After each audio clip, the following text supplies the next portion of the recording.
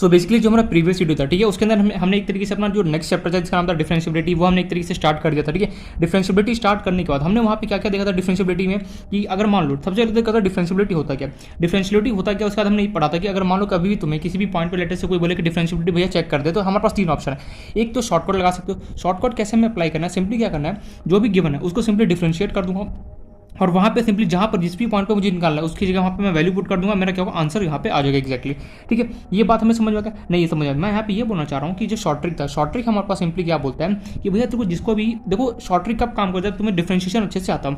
Differentiation के लिए formula मैं ऑलरेडी लिखा चुका हूँ, फॉर्मूला चार्ट तुम्हारे पास प्रेजेंट है। तुम्हें सिंपली करना क्या है, देखो हमें कभी भी अगर मान लो किसी का भी जैसे अगर मान लो डिफरेंशिएशन चेक करना है कि भैया इस पॉइंट पे डिफरेंशियबिलिटी होगा या नहीं, सिंपली क्या करूँगा, उसको डिफरेंशिएट करूँगा और जिस भी पॉइंट पे बोला जा रहा है उस पर रख दूंगा, वहाँ से LHD RHD देख लूँगा, काम नहीं पड़ जाएगा।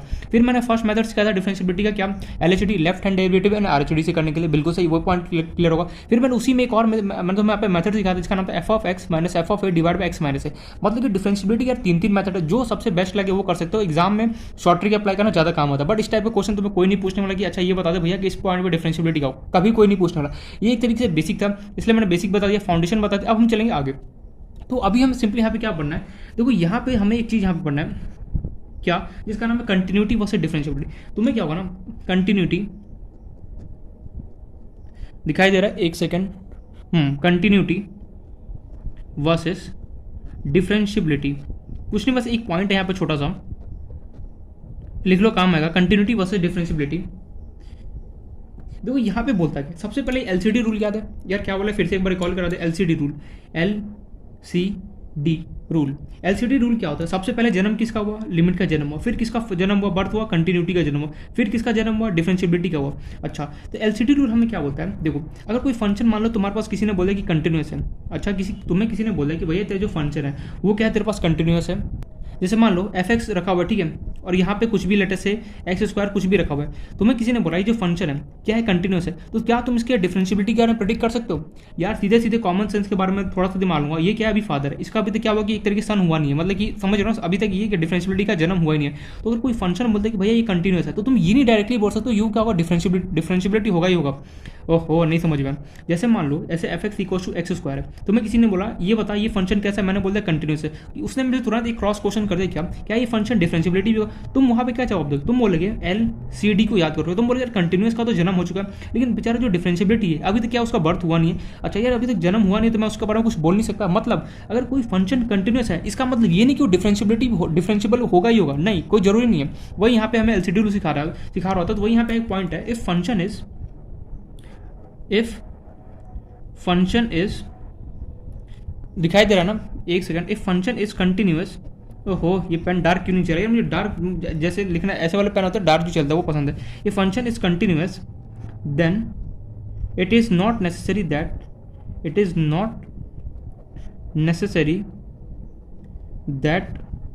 द फंक्शन इज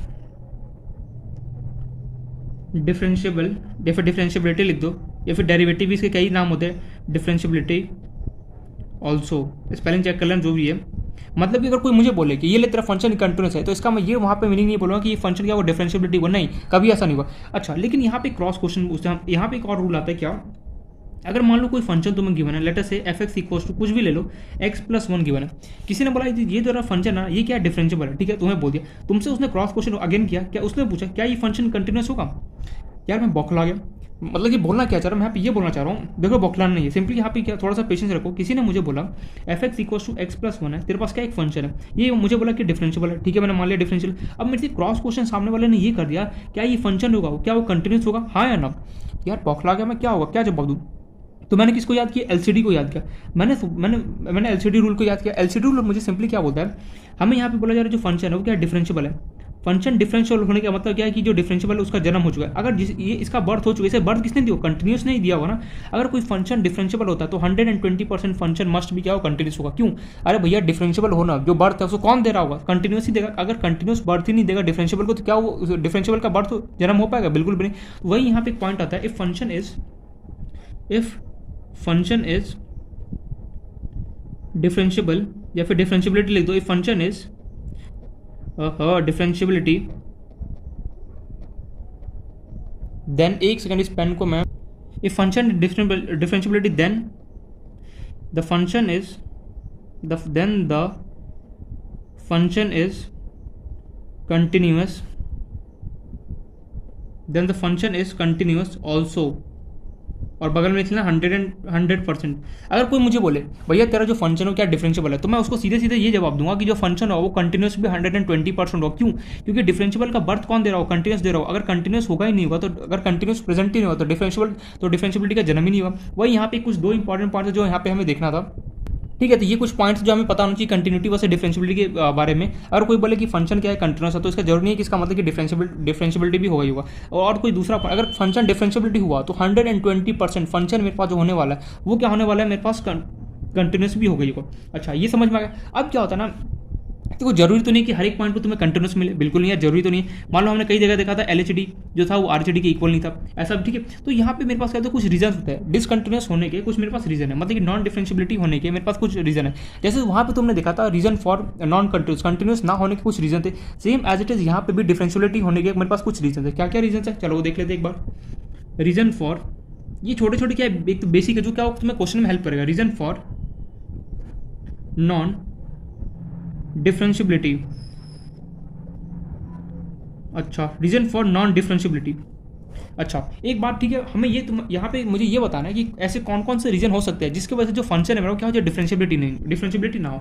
अच्छा यार, क्या क्या हो सकता है, तो याद करो स्टार्टिंग में मैंने डिफरेंशिएबिलिटी की स्टार्टिंग में ही बताया था क्या, कि अगर फंक्शन के पास कोई शार्प पॉइंट प्रेजेंट हो जाए। अच्छा, शार्प पॉइंट क्या होता है, मैं वापस से यहाँ पे थोड़ा सा रिकॉल करा देता हूँ। शार्प पॉइंट क्या होता है, शार्प पॉइंट का सीधे सीधे ये मतलब रखना, जो शार्प पॉइंट होता है, शार्प पॉइंट का सीधे सीधे मतलब ये जो पीक्स होते हैं ना, माउंटेन वाला पीक, ये इस टाइप वाला पीक, ये जैसे ये वाला पीक, जितने भी तुम्हें ये पीक्स मिलेंगे, जैसे मान लो कि ये वाला पीक, जितने भी तुम्हें माउंटेन जैसे पीक मिलेंगे ना, समझ जाना उसे हम क्या होता है, शार्प पॉइंट बेसिकली बोला जाता है। तो रीजन फॉर नॉन डिफरेंशिएबिलिटी की पहला क्या है, अगर किसी फंक्शन के पास शार्प पॉइंट अगर प्रेजेंट हो गया, in that case function must भी क्या हुआ, डिफरेंशिएबिलिटी नॉन डिफरेंशिएबिलिटी हुआ। ठीक है, डिसकंटिन्यूअस बोलो, सॉरी, नॉन डिफरेंशिएबिलिटी हुआ। अगर यहाँ पे if a function have sharp point, then it must be non-differentiability, it must be non-differentiability। ठीक है, कोई प्रॉब्लम यहाँ पे, यहाँ तक तो कोई प्रॉब्लम नहीं है। मतलब मैं यहाँ पे ये बोलना चाह रहा हूँ, अगर फंक्शन के पास शार्प पॉइंट अगर प्रेजेंट हो जाए, जैसे माउंटेन वैसे जो पीक्स होता है ना, इसको हम क्या होता है, शार्प पॉइंट होता है, अगर ये प्रेजेंट हो जाए ना, समझ जाना क्या हो जाएगा, फंक्शन क्या होगा, नॉन डिफरेंशिएबिलिटी हो जाएगा। अच्छा, दूसरा पॉइंट तो तुम्हें पता है LHD, if LHD and RHD are not equal, LHD and RHD are not equal, अगर हमारा जो LHD है वो और RHD अगर आपस में इक्वल नहीं होगा, इन दैट केस भी फंक्शन क्या होगा, नॉन डिफरेंशिएबिलिटी का। चलो यार, ये बात तो समझ गया। थर्ड पॉइंट, अगर फंक्शन कैसा हो जाए, डिसकंटिन्यूअस हो जाए, इफ फंक्शन इज डिसकंटिन्यूअस, अगर जो फंक्शन है भैया वो क्या हो जाए, डिसकंटिन्यूअस हो जाए, इन दैट केस भी क्या होगा, नॉन डिफरेंशिएबिलिटी होगा। डिसकंटिन्यूअस होने का मतलब क्या है यार, इस लाइन का मतलब समझ में नहीं आया। इफ फंक्शन इज डिसकंटिन्यूअस होने का मतलब क्या, देख ये सब डिसकंटिन्यूअस ये वर्ड आता है ना, LCD बाबा को याद है। LCD रूल को क्या कर एक तरीके से याद कर दिमाग में। LCD रूल क्या बोलता है, रिकॉर्ड हो रहा है, होल्ड ऑन, चेक बिल्कुल। LCD रूल तुम्हें क्या बोलता है, सबसे पहले देखो जन्म किसका हो, लिमिट का हो, उसने बर्थ किया किसको, कंटिन्यूटी, फिर उससे क्या बर्थ डिफरेंशिएबिलिटी क्या है। अगर डिफरेंशिएबल होना है किसी फंक्शन को तो इट मस्ट भी क्या होना है, कंटिन्यूस होना चाहिए। क्यों? क्योंकि भैया कंटिन्यूस नहीं तो उसे जन्म दिया है डिफरेंशिएबिलिटी को, इसलिए बोल रहा हूँ। अगर कोई फंक्शन डिसकंटिन्यूस हो गया तब तो कोई सवाल ही नहीं कि डिफरेंशिएबिलिटी हो जाए। तो स्टार्टिंग में देखो डिफरेंशिएबिलिटी मैंने लिखा है, फंक्शन क्या होना चाहिए, मस्ट भी कंटिन्यूस होना चाहिए। If function is discontinuous then again क्या क्या होगा, नॉन डिफरेंशिएबिलिटी होगा, लिख लें नॉन डिफरेंशिएबिलिटी। फोर्थ पॉइंट यहाँ पे थोड़ा सा इंपॉर्टेंट पड़ जाता है हमारे लिए, क्या, if function have vertical tangent, if function have vertical has जो लिखना लिख लो, if function have vertical tangent then also function is non differential. मैं एनडी लिख रहा हूँ यार, ये आगे सब कुछ तो ठीक है बात, लेकिन यहाँ पे मुझे वर्टिकल टेंजेंट का मीनिंग समझ में नहीं आया। ठीक है, तो जो वर्टिकल टेंजेंट का मतलब समझाता हूँ। वर्टिकल टेंजेंट का मतलब ये होता है कि ध्यान से मैं समझा रहा हूँ। कोई ग्राफ है, ठीक है, पहले तो ग्राफ से समझने की कोशिश करो, फिर मैं इसका रूल भी लिखवा दूंगा। जैसे मान लो कोई इस तरीके से कोई ऐसे ग्राफ बना हुआ है, ठीक है, इस तरीके से ग्राफ बना, और ये मान लो ये ऐसे और ये मान लो ये कहाँ तक जा रहा है, ये इन्फिनिटी बेसिकली जा रहा है, और ये कहाँ जा रहा है, माइनस इन्फिनिटी जा रहा है। ठीक है, अब देखो इसका मतलब क्या है। अब यहाँ पे इसका मतलब क्या है, वर्टिकल टेंजेंट का मतलब क्या होता है, देखना शॉर्ट ट्रिक में बता रहा हूँ। अगर F of A plus which is equal to F of A minus हो जाए और इनका वैल्यू अगर इन्फिनिटी आ जाए ना, समझ जाना क्या होगा, वर्टिकल टेंजेंट हो जाएगा। या फिर इसको ऐसे भी लिख सकते हो तुम, एफ ऑफ आगे पीछे कर लो कोई, F of A minus equals to F of A plus, अगर ये हो जाए तो समझ जाना क्या होगा, वर्टिकल टेंजेंट होगा। एफ ऑफ ए प्लस मतलब कि L H D, F of A minus sorry F of A plus को हम क्या बोलते हैं, प्लस को हम बोलते हैं R H D, F of A minus negative वालों को हम क्या बोलते हैं, एल एच डी। अगर एल एच डी और आर एच डी क्या अगर इन्फिनिटी हो जाना, समझ जाना वो किसका केस हो जाएगा, वर्टिकल टेंजेंट का केस हो जाएगा। बस इतना याद रखो, एल एच डी और आर एच डी अगर इन दोनों का वैल्यू अगर इन्फिनिटी हो जाना, समझ जाना वो किसका केस होगा, वर्टिकल टेंजेंट का केस होगा। अच्छा, इसमें एक और यहाँ पे पॉइंट आता है क्या, डिफरेंशिएबिलिटी का, डिफरेंशिएशन का। मैंने क्या बताया था, अगर कोई फंक्शन है उस पर अगर मैं डैश ऐसे सिंबल लगा दूँ, ये किसको इंडिकेट करता है, डिफरेंशिएशन को इंडिकेट करता है। दिमाग में बैठा वाली बात बहुत जगह यहाँ पे काम आने वाला है। अगर कोई भी अल्फाबेट लिखे, ठीक है, लेटर से मैं बी लिख दूँ और उसके ऊपर ये डैश का सिंबल लगा दूँ, समझ जाना ये किसको इंडिकेट कर रहा है, उस फंक्शन का डिफरेंशिएशन। अगर यहाँ पे मान लो a plus equals to F dash of A minus, किसी को भी आगे पीछे लिख सकते हो, अगर इनका वैल्यू भी अगर इन्फिनिटी हो गया तो भी समझ जाना फंक्शन कैसा हो जाएगा, वर्टिकल टेंजेंट हो जाएगा। होल्ड ऑन यार, कुछ पल्ले नहीं पड़ा, देख ध्यान से। मैं यहाँ पे ये बोलना चाहता हूँ, अगर आर एच डी और एल एच डी ये क्या है, कंडीशन फॉर, लिख लो यहाँ पे कंडीशन फॉर वर्टिकल टेंजेंट। देखो ग्राफ से क्या होता है ना, कई बार हमें समझ नहीं आता है, लेकिन अगर जैसे ग्राफ था इसे क्या हो, तुम्हें कई बार एग्जाम में समझ नहीं आएगा, लेकिन अगर तुम्हें ये पता चलेगा ना तो इजीली कर सकते हो। मैं यहाँ पे ये बोलना चाहता हूँ, अगर आर एच डी और एल एच डी इन दोनों का वैल्यू अगर इन्फिनिटी हो जाए तो समझ जाना कैसा होगा, वो वर्टिकल टेंजेंट की कहानी के बारे में स्टोरी के पास बात कर रहा होगा। वहीं पर अगर कोई फंक्शन है उसका तुमने डिफरेंशिएट किया, उसका आर एच डी और एल एच डी दोनों का वैल्यू अगर इन्फिनिटी हो जाए, समझ जाना फंक्शन कैसा होगा, वर्टिकल टेंजेंट क्या बात करो। अगर किसी फंक्शन का वर्टिकल टेंजेंट हो जाता है देन क्या होता है, अगेन क्या होता है, फंक्शन कैसा होता है, नॉन डिफरेंशिएबिलिटी कहलाता है। ओहो, कुछ बातें तो पल्ले पड़ा है, लेकिन ठीक है, देखोगे ना धीरे धीरे क्या होगा, इसको समझोगे और इसको इंप्लीमेंट करोगे ना, इजीली क्या होगा, सारा कुछ यहाँ पे समझ में आना स्टार्ट हो जाएगा। ठीक है, देखो डिफरेंशिएबिलिटी चैप्टर में बहुत ना के बराबर थ्योरेटिकल बातें हैं। मैं यहाँ पे कुछ भी ज़्यादा थ्योरेटिकल बातें नहीं लिखा सकता हूँ, ज़्यादा कुछ है नहीं। तो मैं सबसे पहले डिफरेंशिएबिलिटी किसी पॉइंट पे कैसे चेक करना है वो तुम्हें आना चाहिए। देन कंटिन्यूस वर्सेस डिफरेंशिएबिलिटी के बारे में ये इंपॉर्टेंट पॉइंट्स है, ये देख लो। फिर कौन कौन सा ऐसे रीजन होता है जो नॉन डिफरेंशिएबिलिटी के, वही मैंने यहाँ पे लिखा था। और भी बहुत सारे बुक वाले शो ऑफ करने के लिए वो पूरा चार्ट बना के देते हैं, बोलते हैं ये ब्ला ब्ला, उससे हमें कोई मतलब नहीं है। फिर यहाँ पे वर्ड है ना वर्टिकल टेंजेंट, ये इंपॉर्टेंट है, इसको हमेशा हाईलाइट करके रखना और दिमाग में बैठा लेना। क्या, अगर आर एच डी और एल एच डी दोनों के अगर इन्फिनिटी हो जाए, समझना क्या होगा, वर्टिकल टेंजेंट का केस हो रहा होगा। और पॉइंट वहीं अगर किसी का तुम डिफरेंशिएशन करते हो, उसका आर एच डी और एल एच डी दोनों के अगर इन्फिनिटी हो जाए तो समझ जाना वो भी कैसा होगा, ये भी क्या है, वर्टिकल टेंजेंट का क्या है, केस है। और किसी फंक्शन का अगर वर्टिकल टेंजेंट होता है, इन दैट केस फंक्शन कैसा होता है, नॉन डिफरेंशिएबिलिटी कहलाता है। सॉरी। तो ये कुछ कहा स्टोरी था हमारे पास क्या, रीजन फॉर नॉन डिफरेंशिएबिलिटी के बारे में। अब हम थोड़ा सा चलते हैं क्वेश्चन की तरफ। क्वेश्चन में ये देखते हैं कि अगर कोई फंक्शन हमें देखे, बोले कि इसका डिफरेंशिएशन कर दिया x equal to 1 x equal to 2, वो किस तरीके से क्वेश्चन आता है वो हम देख लें। तुमसे ना कई बार यहाँ पे फिर अगले क्वेश्चन देखेंगे और भी टाइप के क्वेश्चन क्या हो गया, तुमसे कई बार क्वेश्चन ऐसा भी आएगा जो कोई एक क्वेश्चन दे देगा, उसमें तुम्हें कंटिन्यूस और डिफरेंशिएबिलिटी दोनों का एक पूछ लेगा। कैसे करेंगे वो भी हमें यहाँ पे सीखना है। तो एक करके वो सारा कुछ यहाँ पे हम क्वेश्चन स्टार्ट करते हैं। ठीक है, मैं क्वेश्चन स्टार्ट करूँ उससे पहले मुझे कुछ यहाँ पे इंपॉर्टेंट बात तुम्हें यहाँ पे डिस्कस करना है एग्जाम से रिलेटेड। ठीक है, तो सुन लो, थोड़ा सा ज़्यादा नहीं, 5 मिनट लग गया बताने में। देखो मैं यहाँ पे क्या बताना चाहता हूँ, जो हमारे 1 सेकंड कैमरा अब भी क्या होता है बैंड हो जाता है थोड़ा टाइम में। देखो यहाँ पे मैं एग्जाम से रिलेटेड एक कुछ बात, वैसे मैं सिलेबस सब कुछ बता दूँ कैसा पैटर्न होता है एग्जाम पैटर्न, हम ऑलरेडी डिस्कस कर चुके हैं, बट थोड़ा सा यहाँ पे कुछ इंपॉर्टेंट पॉइंट है जो मैं यहाँ पे डिस्कस करना चाहता हूँ। तो वो 300 मार्क्स का नोट हमारा जेईई मेंस होता है। ठीक है, उसमें क्वेश्चन कितने दिए होते हैं हमें, 90 में से करना कितना होता है हमें, 75 क्वेश्चन, हमें 75 क्वेश्चन में करना होता है। 15 क्वेश्चन क्या होता है, ऑप्शनल होता है, वो तो मैं करना होता है। मैं ऑलरेडी बता, सेक्शन ए होता है और क्या होता है सेक्शन बी होता है, वो सब हम डिस्कस कर चुके हैं। अब देखो यहाँ पे 75 क्वेश्चन होता है, हर एक क्वेश्चन क्या होता है, 4 मार्क्स का होता है। 75 इंटू 4 करो कितना हो गया, 300 मार्क्स हो गया। ठीक है, और एक क्वेश्चन करोगे, एक क्वेश्चन राइट करोगे तो 4 मार्क्स मिलेगा। एक क्वेश्चन अगर गलत कर दो तो -1 हमें नेगेटिव मार्किंग है। ठीक है, +4 -1 हमारा यहाँ पे नेगेटिव मार्किंग। देखो तुम्हारे पास क्या है, मान के चलो 30 क्वेश्चन फिजिक्स के हैं, 30 क्वेश्चन केमिस्ट्री के हैं एंड 30 क्वेश्चन मेरे पास क्या मैथ्स के क्वेश्चन है। ठीक है, ये क्लियर है यहाँ पे। इसमें से मुझे करना कितना है, 25 क्वेश्चन करना है, इसमें से भी कितना करना है 25, एंड इसमें से भी मुझे क्या करना है 25 करना है। मीन तीनों सब्जेक्ट में 25 करोगे, टोटल कितना हो गया 75 क्वेश्चन मेरे पास हो गया। देखो 75 क्वेश्चन, हमें ये तो नहीं कि 75 में 75 क्वेश्चन करना, बिल्कुल नहीं, हमारा ऐसा कोई टारगेट नहीं। हमें सिंपली क्या करना है, 75 क्वेश्चन में से maximum to maximum 30 to 35 question attempt करना है। 30 to 35 क्वेश्चन में क्या करना है, एग्जाम में पेपर में सॉल्व करके आना। क्या बोला मैंने फिर से, देख 75 जो मैं बता रहा हूँ वो स्ट्रेटेजी सुनो। यहाँ पे मैं टॉप करने के लिए कोई बात नहीं है, टॉप करना होता तो बहुत प्रिपरेशन बहुत ज़्यादा करना पड़ता फिर। ठीक है, वो सब हमें हाल किसी काम का इतना बोला उतना ध्यान दो। हमारे पास 75 क्वेश्चन, उसमें से हमें 30 to 35 क्वेश्चन एनी हाउ करना है। 30 to 35 क्वेश्चन करते हो तो मान लो कि मैं ये सोच रहा हूँ 130 to 150 के बीच में हमें मार्क्स लेके आने, ठीक है। बस बता रहा हूँ, बहुत अच्छा सीरियसली बता रहा हूँ, अगर ऐसा हो जाता है सीरियसली बता रहा हूँ, इजीली कोई भी अच्छा कॉलेज और ब्रांच में इजीली कोई भी अच्छा एनआईटी तुम्हें सिंपली मिल जाएगा, ठीक है। सीरियसली बता, बस ध्यान से देखो जो बता रहा हूँ। तो देखो करना क्या, 130 to 150 हमारा टारगेट है कि इतना हमें मार्क्स लेके आना है, ठीक है। यहाँ पे क्लियर है, तुम्हें 30 to 35 क्वेश्चन एग्जाम में जाना है और अटेम्प्ट करके आना है और एकदम करेक्ट करके आना है, ठीक है। अगर टुक्का उक्का माना, चलो 4-5 क्वेश्चन में टुक्का ही मान लेते, मतलब कि अगर मान लो 30 to 35 क्वेश्चन अटेम्प्ट करना है। तुम्हारा फिजिक्स में कितने क्वेश्चन है, 25 क्वेश्चन है, करना है देखो 30 क्वेश्चन है, उसमें से करना कितना, 25 क्वेश्चन, 5 ऑप्शन होता है, कोई भी छोड़ सकते हो 5। अब देखो तुम अगर 25 में से फिजिक्स में से अगर मान लूँ, अगर तुम, मैं यहाँ पे ऑन एन एवरेज मान के चल रहा हूँ कि अगर तुम 8 से 10 क्वेश्चन फिजिक्स में करते हो, ठीक है। अगर तुम यहाँ पे केमिस्ट्री में भी लेटेस्ट से अगर मान लो केमिस्ट्री तुम्हारा थोड़ा सा अच्छा रहता है तो मान लो कि 10 से 12 हिला देते हो।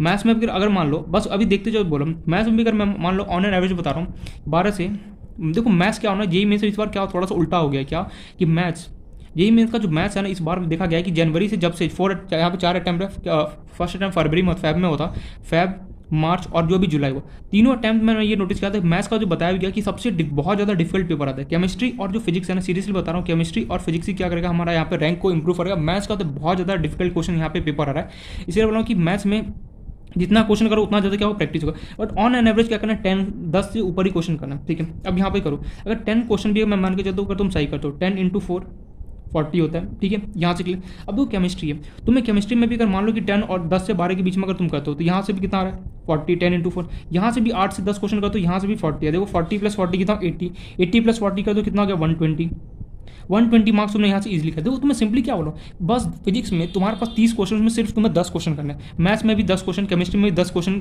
करना है बस। और अगर तुम 1-2 क्वेश्चन ज़्यादा हो गया तो कोई फर्क पड़ रहा है, कोई फर्क नहीं पड़ा, मतलब कि तुम्हें सिर्फ 10-10 क्वेश्चन क्या करना है, तीनों में से करना है।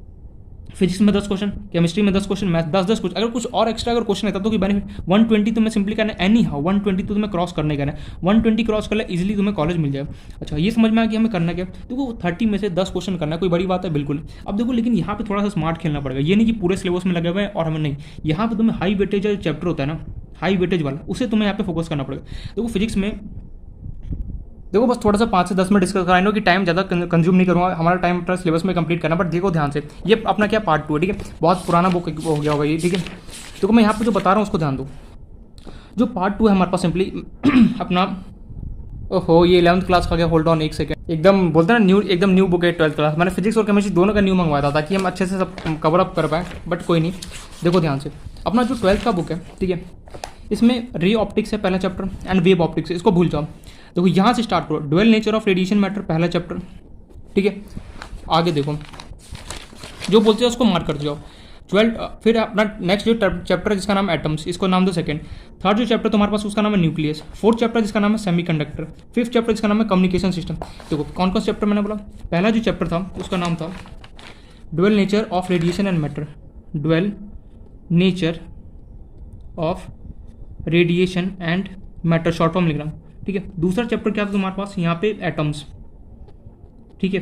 तीसरा चैप्टर क्या था तुम्हारे पास न्यूक्लियस। फोर्थ चैप्टर क्या था यहाँ पे सेमीकंडक्टर, फिफ्थ चैप्टर क्या था तुम्हारे पास कम्युनिकेशन सिस्टम। ये टोटल कितना है हमारे पास 5 चैप्टर। देखो ये जो dual nature of radiation matter atoms nucleus, इसको सिंपली तीनों चैप्टर कंबाइन कर दे तो हम इसको बोलते हैं मॉडर्न फिजिक्स। क्या बोलते हैं इसको, मॉडर्न फिजिक्स। बोल कुछ नहीं यार, इन चैप्टर का नाम रख दिया लोगों ने मॉडर्न फिजिक्स, ठीक है, बोला जाता है। देखो मॉडर्न फिजिक्स अगर तुम देखोगे तो ये देखो dual nature of radiation and matter atoms, ये बेसिकली क्या है कि अपना 11th क्लास का एटॉमिक स्ट्रक्चर खोलना, एटॉमिक स्ट्रक्चर पूरा थ्योरेटिकल टॉपिक एटॉमिक स्ट्रक्चर। अगर ये तीनों चैप्टर पढ़ लिया तो तुम्हारा क्या होगा, 11th क्लास का एटॉमिक स्ट्रक्चर भी क्या होगा, केमिस्ट्री में एटॉमिक स्ट्रक्चर खोलना पूरा वही यहाँ पे कहानी, बोर्ड्स का बारे में पढ़ा होगा। फिर क्या हुआ, ये सब जो हमने इलेक्ट्रॉन का कैसे डिस्कवरी हुआ, फिर क्या हुआ हमारे पास क्या थे रदरफोर्ड का एक्सपेरिमेंट, ये सब जे थॉमसन मॉडल, ये सब जो अपने पढ़ा होगा ना एटॉमिक से थोड़ा बहुत सुना भी होगा, वही सारा क्या यहाँ पे आता है। मॉडर्न फिजिक्स सबसे हाई वेटेज का चैप्टर लगेगा। हर एक शिफ्ट में ऐसा देखा गया कि 3 से 4 क्वेश्चन मारता ही मारता है, 3 से 4 क्वेश्चन मिनिमम तुम्हारे पास आना ही आना है, ठीक है। तो पहले हमारा टारगेट ये है कि हमें इसे इन तीनों चैप्टर को कंप्लीट करें। दूसरा सेमीकंडक्टर, एक क्वेश्चन देगा ही देगा। कम्युनिकेशन सिस्टम, एक से एक क्वेश्चन, इजी चैप्टर है, स्कोरिंग चैप्टर। देखो यहाँ से कितना हो गया, 3 4 5, कितना 5 क्वेश्चन यहाँ से क्लियर हो गया।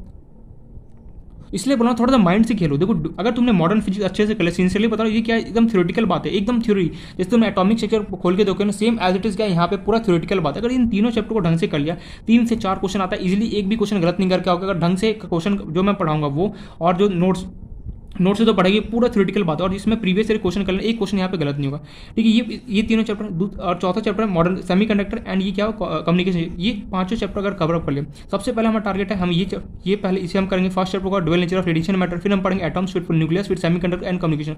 ये 5 चैप्टर हमें करना ही करना है एनी हम इस 5 चैप्टर करो, देखो 5 क्वेश्चन तो इजीली आएगा। देखो 3 क्वेश्चन 120% इन तीनों चैप्टर से आता है, 3 से 4 क्वेश्चन मिनिमम। तुम खुद से मैंने वेटेज देख लेना, वेटेज भी देखो ना, क्या होगा 3 से 4 क्वेश्चन तुम्हें मिलेगा ही मिलेगा। तो 5 क्वेश्चन यहाँ से हो गया, ठीक है। अगर ये इन सारे चैप्टर कर लिया तो 5 क्वेश्चन मिल जाएगा। अब देखो पूरा फुल सिलेबस के पीछे मत भागो, अब तुम देखना, अब तुम्हारे मन में आएगा यार जो ये geometrical optics and wave optics, इससे कुछ नहीं है, बिल्कुल आएगा। एक क्वेश्चन इससे आएगा, एक क्वेश्चन इससे।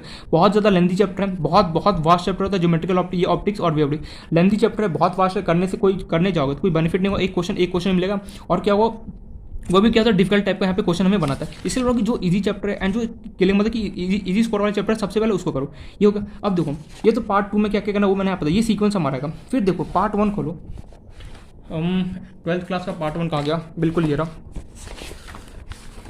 ठीक है। जो पार्ट 1 देखो, सबसे पहले तुम्हारा chapter electric charge and field, इसको मैं बोलता हूँ इलेक्ट्रोस्टैटिक क्या होता है 1 एंड इलेक्ट्रोस्टैटिक 2। बिल्कुल भी पढ़ने का कोई जरूरत नहीं, बहुत ज़्यादा डिफिकल्ट क्वेश्चन बनाएगा, सीरियसली बता रहा हूँ। तुम्हें सिंपल कोई नहीं पूछेगा, कूलम्ब्स लॉ का बता दो, डिफिकल्ट क्वेश्चन बनेगा, अटक जाओगे, प्रॉब्लम हो जाएगा। इलेक्ट्रोस्टैटिक 1 एंड 2, इसी में क्या कैपेसिटेंस, ये तीनों चैप्टर हमें करने का कोई जरूरत नहीं, क्योंकि देखो क्वेश्चन क्या अगर डिफिकल्ट आएगा। कैपेसिटेंस जो चैप्टर इसका नाम होता है कैपेसिटर, वहाँ से देखो मैं ये चैप्टर क्यों नहीं बता। देखो तुम इलेक्ट्रोस्टैटिक 1 तुम्हारा मोस्टली कवर अप हो चुका है, ठीक है। इलेक्ट्रिक फ्लक्स वगैरह पढ़ चुके हो, इलेक्ट्रिक फील्ड वगैरह पढ़ चुका, बट सिंपली मैं यहाँ पे ये बोल रहा हूँ इन दोनों चैप्टर को स्किप करना, बहुत ज़्यादा लेंथी चैप्टर, सीरियसली बता रहा हूँ। तो मजाक नहीं कर, ऐसा लग रहा है कि अब ये क्या टाइम कम है तो सिलेबस को काटना, नहीं, सीरियसली बता रहा हूँ, ऐसा कुछ नहीं है। मैं ये चाहता हूँ कि जितना ईजी जो मतलब कि जो ईजी चैप्टर्स और जो हाई वेटेज वाले चैप्टर हैं, सबसे पहले उसको नहीं पाए। इलेक्ट्रोस्टैटिक को यहाँ पे स्किप करूँगा, कैपेसिटर भी काम का नहीं, उसको हमें स्किप करना। और अब देखो यहाँ पे काम का कौन सा है, करंट इलेक्ट्रिसिटी दिखाई दे रहा है। करंट इलेक्ट्रिसिटी हमारा क्या है, काम का चैप्टर। नेक्स्ट जो चैप्टर था मैग्नेटिज्म, बिल्कुल भी नहीं करना है। देन आता है मैग्नेटिज्म एंड मैटर, इसे हमें करना है, इसको हम क्या बोलते हैं, इलेक्ट्रोमैग्नेटिक वेव्स बोलते हैं। अब थोड़ा सा यहाँ पे दिख रहा होगा, देखो चैप्टर 5 जो है ना मैग्नेटिज्म एंड मैटर, इसे हम बोलते हैं इलेक्ट्रोमैग्नेटिक वेव। हमें यहाँ पे कौन सा चैप्टर करना है, इस पार्ट 1 से हमें बस 2 चैप्टर करना है। कौन सा है, तो करंट इलेक्ट्रिसिटी एंड देखो जो 6 चैप्टर हम करेंगे उसका नाम होगा करंट इलेक्ट्रिसिटी, एंड जो 7 चैप्टर हम करेंगे वो करेंगे इलेक्ट्रोमैग्नेटिक वेव्स। बस ये 7 चैप्टर में क्या करना है, फिजिक्स में करके जाना इजीली। तुम्हें देखो 5 क्वेश्चन यहाँ से हो चुका था। करंट इलेक्ट्रिसिटी को तुम खोल के देखो, हर एक शिफ्ट में 3 से 4 क्वेश्चन, या फिर बोल सकते 2 से 3 क्वेश्चन तो आना श्योर एंड श्योर है। फिर यहाँ पे ये रहा इलेक्ट्रोमैग्नेटिक वेव्स, एक क्वेश्चन तुम देखा। इन 7 चैप्टर कर लो इजीली, हम 8 से 10 क्वेश्चन एग्जाम में कर सकते। बट यहाँ पे शर्त क्या है, जो मैं नोट्स दूँ, नोट से हम अच्छे से एक पॉइंट में पढ़ना, ये तो पूरा थ्योरेटिकल टॉपिक है। सेमीकंडक्टर भी थोड़ा सा नॉलेजेबल, सेमीकंडक्टर एंड कम्युनिकेशन छोटा चैप्टर है, बट छोटा तो नहीं बोल सकते, बट थोड़ा सा माइंड लगाना होगा।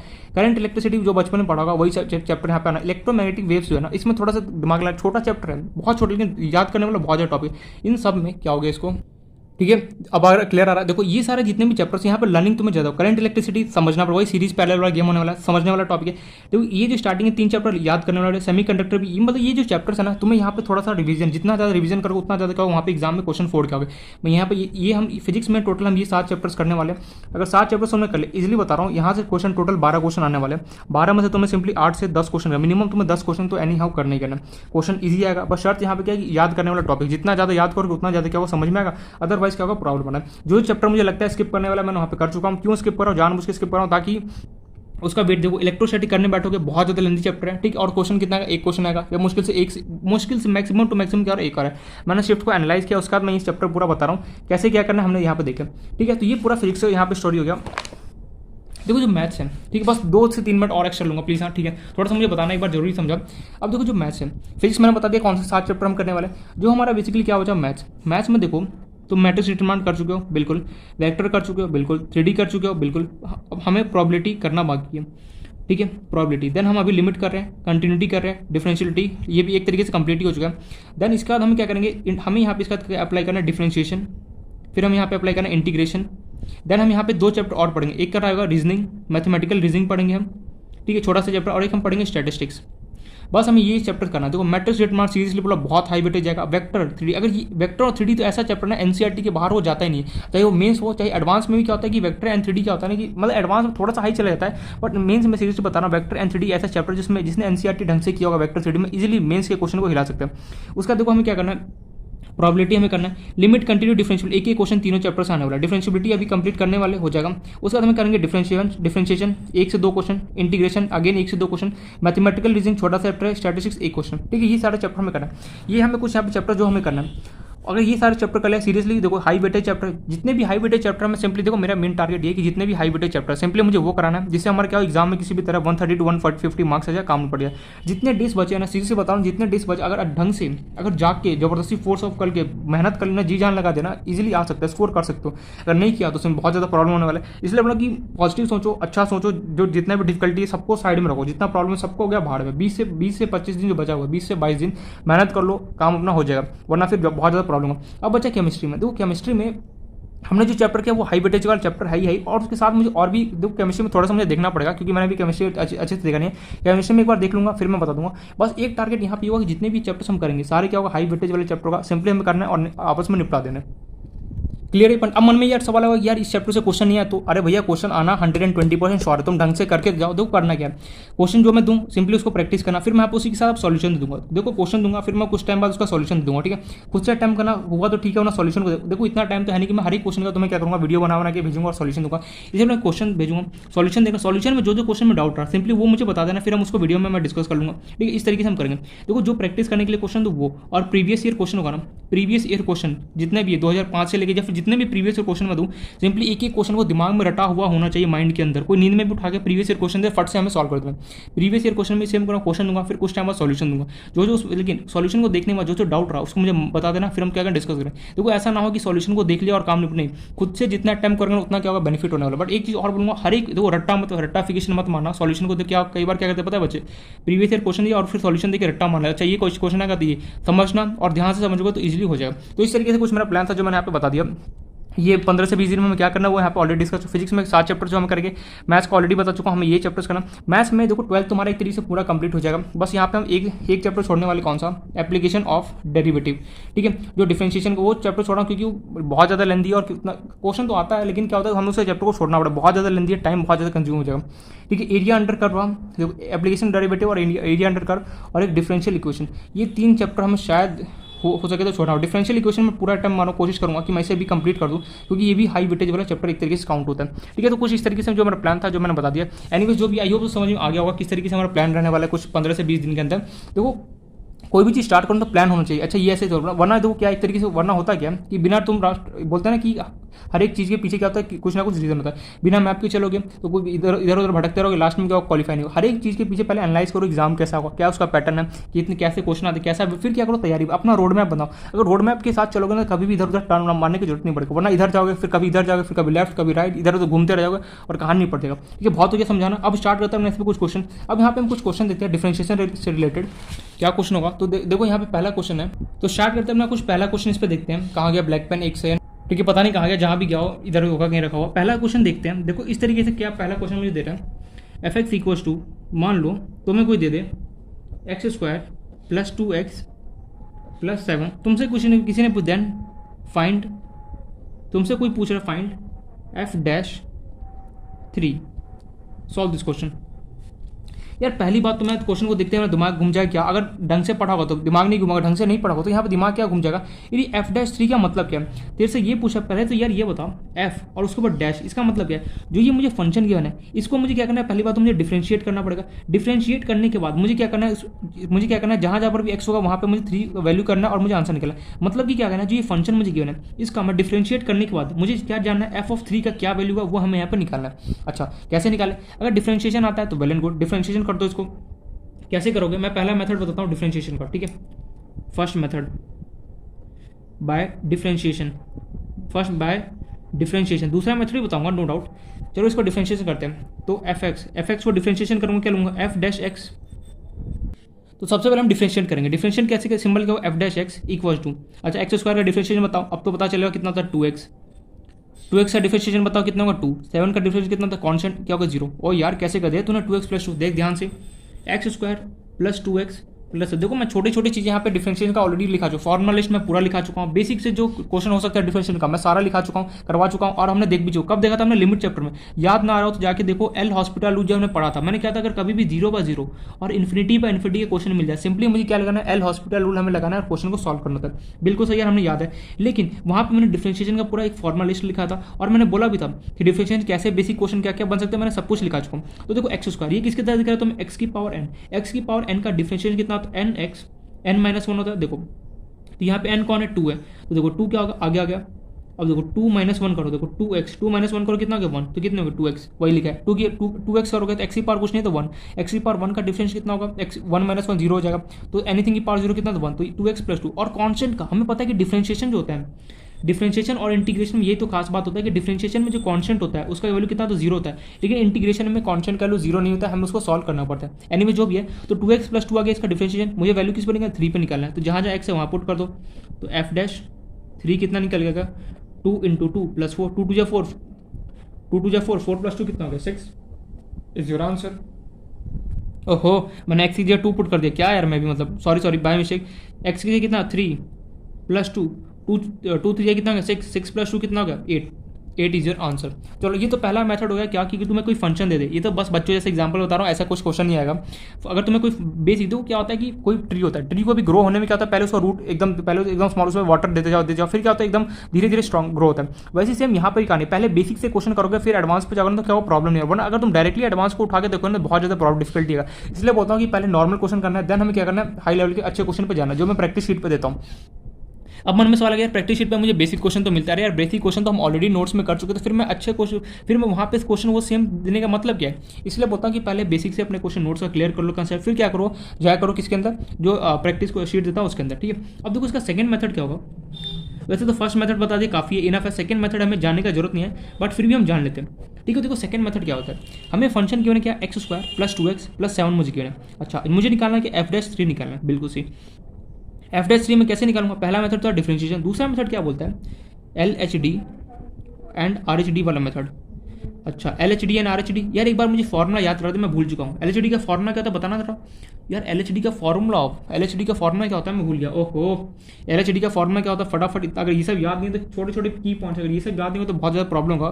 क्या होता है fx = limit h tends to, क्या होता है h tends to 0 f of, फटाफट बताओ आगे क्या लिखूँ, f ऑफ a - h, ये सब याद होना चाहिए, minus f of a divide by कितना होता है -h होता है, मैं बस रिकॉल कर रहा हूँ। RHD का मुझे बता दो फॉर्मूला, ये क्या था LHD का था, RHD का फॉर्मूला बता दो क्या होता है यार, RHD का fx = क्या होता था मेरे पास, limit x tends to 0 f of a + h minus f of a divide by कितना होता था h होता था। अच्छा, ये LHD एंड RHD तूने क्यों याद करा, देख ध्यान से, कुछ ना कुछ तो मिनिमम देखो तुम्हें करना क्या, पहला मेथड था डिफरेंशिएट, दूसरा मेथड क्या होता है LHD एंड RHD से हम इसको सॉल्व करेंगे। कैसे, देखो यहाँ पे तुम्हें किसका वैल्यू निकालना है 3, f(3) का f'(3) निकालना, ठीक है, f'(3) निकालना। ये जो 3 है कैसे, पॉजिटिव है या फिर नेगेटिव है, पहले मुझे ये बताओ जो 3 लिखा हुआ है ये पॉजिटिव है या फिर नेगेटिव। बच्चा बोले 3 कैसा नंबर है, पॉजिटिव है, तो पॉजिटिव में कौन देता है RHD, सिंपली क्या करो उसका RHD निकाल दो।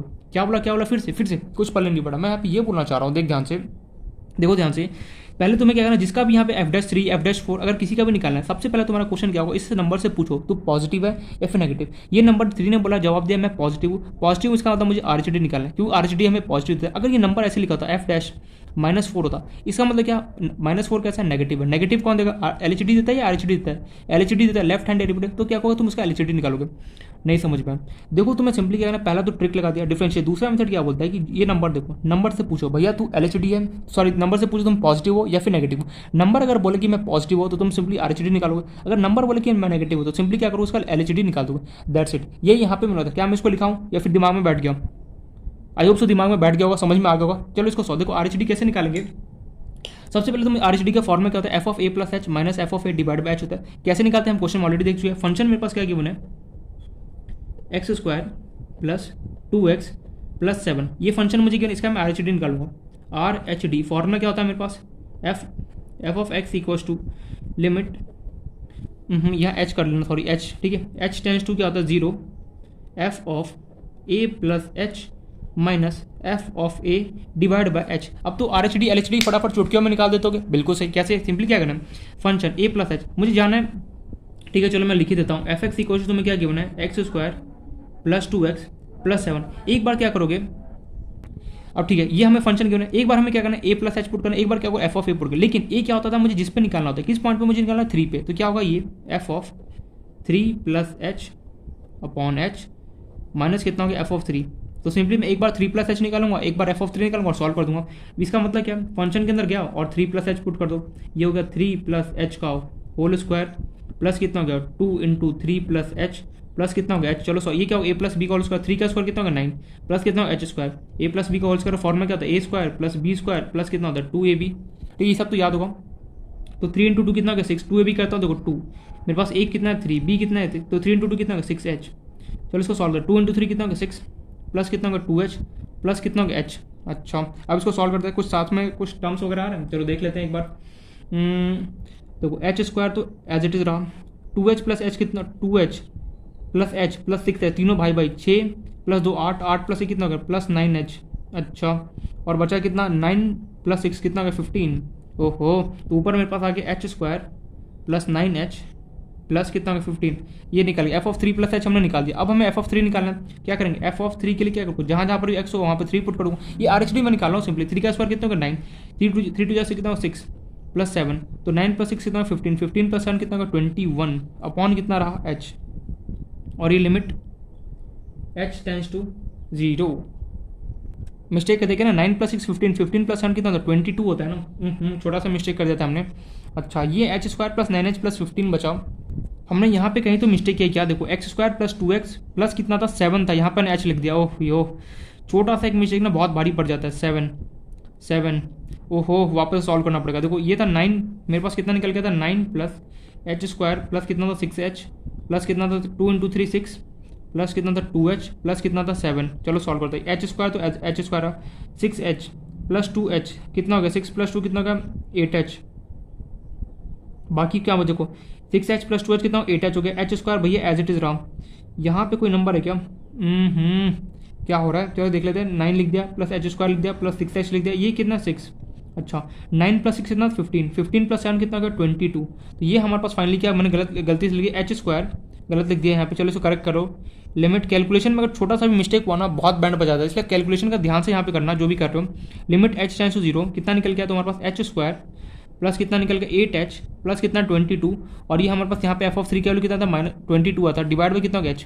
अच्छा प्लस 22 माइनस 20 निपट गया, बचा कितना limit h tends to 0 H square plus 8h divide by h, दोनों में h है, चलो कॉमन निकाल लेते हैं, h कॉमन निकाले बचा कितना यहाँ पे h प्लस 8 डिवाइड बाई कितना h ने h को उड़ा दिया, बचा कितना limit h tends to 0 h plus 8, h की जगह क्या पड़ूंगा 0, तो 0 प्लस 8 कितना निकल गया 8 इज योर आंसर।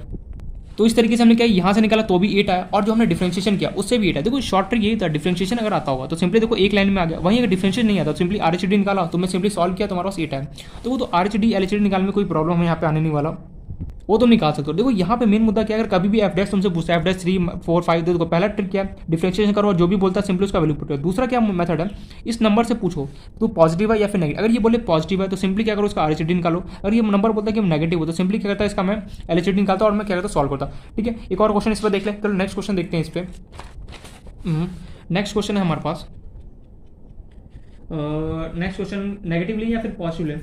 चलो इस बार मैं सोच रहा हूँ क्यों ना दो नंबर का एक साथ लिया जाए, कैसे, चलो जैसे मैं फंक्शन दे दूँ एफ एक्स इक्वल्स टू तुमसे पूछ दूँ x square plus 7x plus 4, मैं यहाँ पे अब मैं L H D R H D वाला मेथड नहीं बताऊंगा, मैं डिफरेंशिएशन करूँगा डायरेक्ट। तुमसे पूछ रहा हूँ यहाँ पे find F dash of 2 and F dash of 5। ठीक है ये क्वेश्चन है, मेरे से क्वेश्चन बोला जा रहा है यार एफ एक्स मुझे गिवन है this x square plus 7x plus 4, मुझे पूछे एफ डैश 2 बता दे एंड एफ डैश 5 बता दे। अच्छा पहला ट्रिक क्या है डिफरेंशिएशन एकदम शॉर्ट कर, दूसरा ट्रिक क्या है नंबर से पूछा नंबर 2 कैसा है, इसने बोला यार मैं पॉजिटिव मीन्स इसका आरएचडी निकालो, फिर क्या करो 2 पुट करो, फिर दूसरा तुम्हें दो यहाँ पे वैल्यू, एक तो एफ डैश 2 का वैल्यू निकाला और एक एफ डैश 5 का निकाला, तो कैसे निकालेंगे।